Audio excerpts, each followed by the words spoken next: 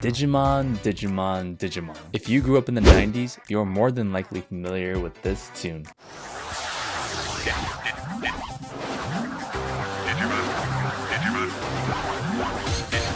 To some, it's just the inferior Pokemon or Pokemon clone, but to others, that is simply not the case. I mean, for one, Digimon can talk. Can Pokemon talk? Nope. All they do is say their own name and make those 16-bit cries.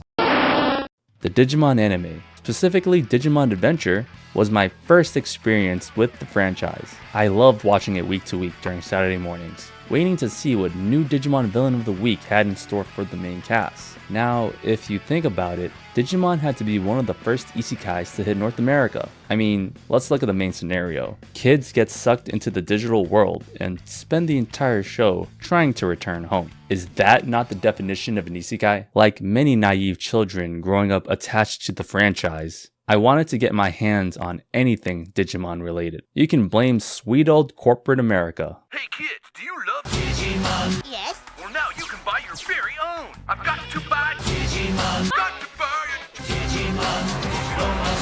Digimon. Mom! They know too well their target audience and what drives kids to collect it all and consume, especially with these early commercials. I mean, check it out.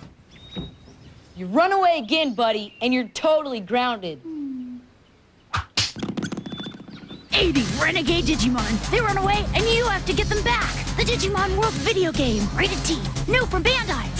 And you're totally grounded. I had this one Digimon skateboard which was pretty cool, although the thing was pretty much junk and the wheels couldn't physically turn. As well as this Digimon blanket, which honestly is still in great condition. So as you can tell, I needed everything and anything Digimon related. And that's where the main subject of this video comes into play. Digimon World for the PS1. Boy oh boy, this was certainly a game that was way too complex for little 7-year-old me to grasp. Digimon World is unlike any game I've ever played. The game was released in the US of May of 2000, just 2 months prior to the anime. Most of this game is about raising, training, and bonding with your selected Digimon, from its earliest stage in its baby form and hoping to fulfill the specifically difficult and exact requirements to get it to its final stage, Ultimate. It's such a rewarding experience knowing the hard work and grind can lead to such cool and powerful Digimon. But sometimes you make a couple too many poop jokes with your friends, and karma comes back to bite you, and you'll get this. Digimon World's main premise has you taking on the role of a trainer / parent figure, and dumps you into the vastly rich world of the Digimon dimension, filled with other Digimon to battle, interact with, and even recruit. You play as male protagonist Child with abnormally large hands. Keep that early 2000s drip though. Yellow sweatshirt, blue jeans, and a beanie. Kid was rocking the freshest fit. Seriously. But you know what really tripped me up as a kid? The main character has the same voice as Izzy in the English dubbed anime, aka the stereotypical smart kid with the laptop trope that was partners with Tentamon. And I don't know, it was just weird hearing Izzy in an episode, then immediately booting this game up and hearing him as the main character again. If I can decode this particular program, then I can trace its base functions and figure a way out of here. Wow! Metal Greymon and Metal Mamemon! The main protagonist returns home, presumably from school, and sees that his Tamagotchi is glowing. Rather than just walk away, he goes up to it. You know the saying, curiosity kills the cat? Well, in this case, it's curiosity gets you isekai'd. He learns from conversating with Professor Digimon, who happens to be one of the few humanoid-looking Digimon, that we were summoned purposely to help aid the devastated Bio City, and to restore it back to its old, thriving life. He explains that some unknown entity has scattered all the Digimon across the land and wiped out their memories, and that they requested our aid to defeat that which broke the city in the first place. Basically, they're holding us hostage until we fix their problems. I cannot stress how complicated this game was. I have no idea how I played this as a 7-year-old kid. I am 27 years old right now, and I still don't understand the intricacies that this game has to offer.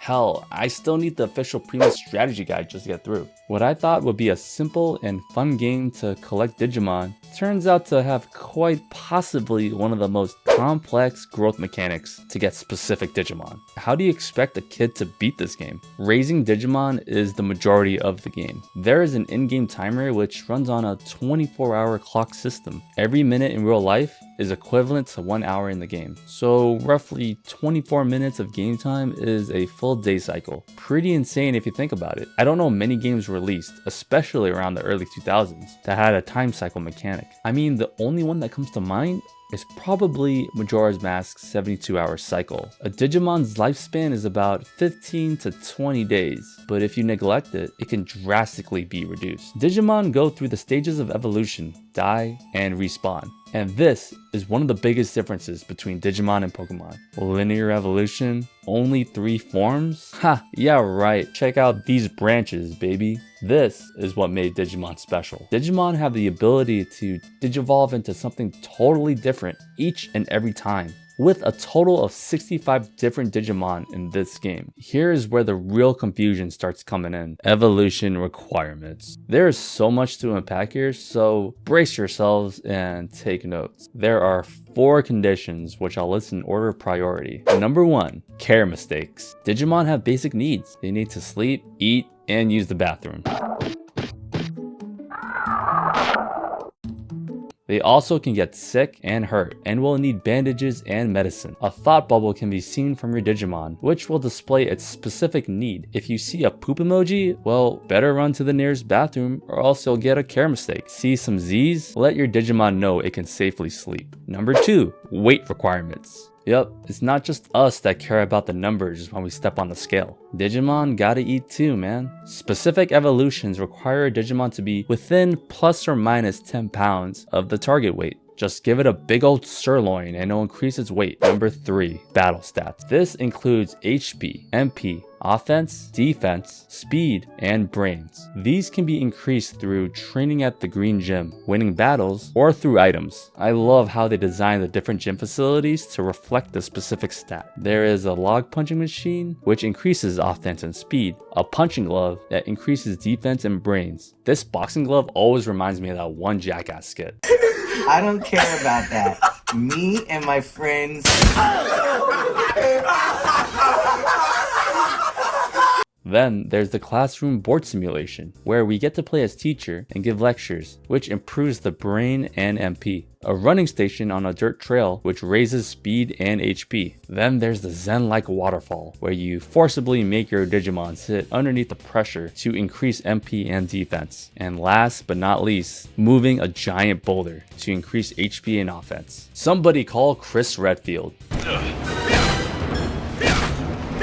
You're going to be spending a lot of time at the green gym, so be prepared to see these animations over and over again. Each session also takes an in-game hour, so spend your time wisely here. There's also this weird roulette mechanic called bonus try with each training facility. I guess we're teaching gambling while they're young. If you get 3 in a row, you get a multiplier to the stat based on what you rolled, which can save a ton of training time. Number 4, bonus conditions. You see those meters at the bottom right? These are indicators of your Digimon's happiness and discipline. You can scold and praise your Digimon all you want, and essentially you're gonna have to balance these meters out. Other bonus conditions include learning X amount of techniques or battling X amount of times. Some of these evolution requirements can get really specific. Let's take Garurumon for example. You'll need a Gabumon or a Penguinmon. You can only afford 1 care mistake. You need it to be 30 grams plus or minus 10 grams. You need at least 1000 MP and a speed of 100. And then you need its discipline gauge to be 90%,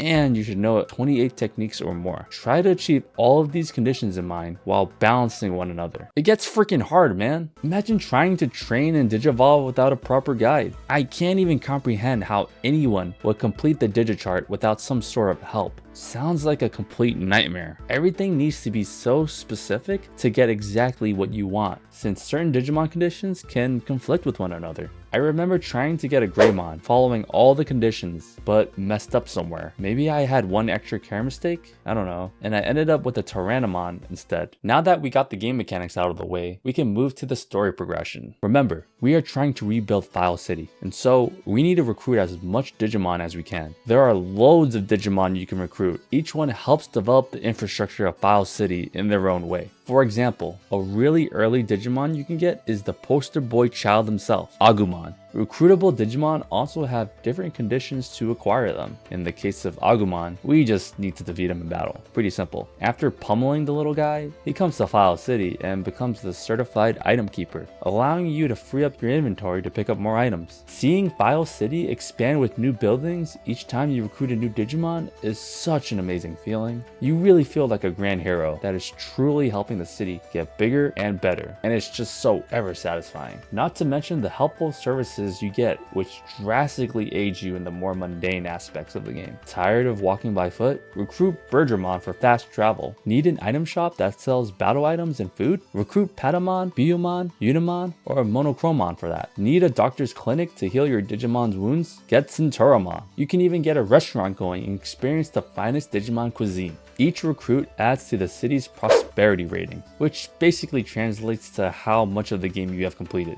Again, without a guide, Digimon recruiting is like going in blind without a walking cane. Some of these guys are in completely random spots, can only be talked to at a certain time, need a specific prosperity rating beforehand, and need you to clear certain areas first, and so on. Speaking of areas, this game sure has a lot of memorable ones. There's an area for literally everyone. I mean, who can't forget Drill Tunnel, which conveniently has a Drill Digimon, Dramajamon, or the long winding roads of Gear Savannah with a killer theme to match it.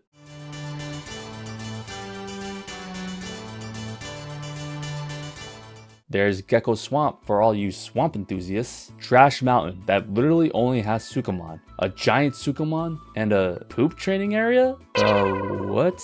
Then there's my favorite area, Grey Lord's Mansion, one of the few dungeon-like areas of the game, filled with puzzles and a recruitable ghost-like Digimon, aka Bakamon. If you can speak ghosts, you can recruit them. The real gripe that most people have with Digimon World has got to go to the battle system. You actually do not directly control your Digimon during fights. Instead, you give it commands, and probably half the time they'll listen. Your AI controlled Digimon chooses when it wants to hit and when it wants to get hit. A lot of the times, it's just way more beneficial to spam throw healing items at your Digimon. As the fight goes on, the lettering will spell out finish, signaling that you can use your Digimon's finishing technique. Press square, then start spamming L1 and R1 to increase its power and unleash your ultimate attack. The cycle of life for a Digimon is like a double-edged sword. The satisfaction you get from meeting all the right requirements to Digivolve into that specific Digimon you want is quite rewarding, only to be reminded that your Digimon is gonna die eventually and you'll have to restart this vicious cycle of life and death.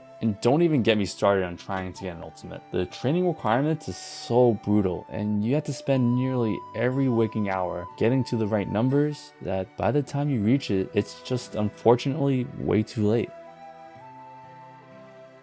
Digimon World is quite an experience that I don't think I'll ever find again. Revisiting it 20-something years later has brought so much nostalgia. Playing the game stress-free as a kid and comprehending absolutely nothing is something that I truly enjoyed. It may not be everyone's cup of tea, but I really loved all the challenges, discovery, progression, grinding, and the overall unique charm that the game brought. Thank you so much for watching. Leave a comment below if you played this game as a kid and what your thoughts were. I'd love to hear it. I've been your host, RynTashi, signing off.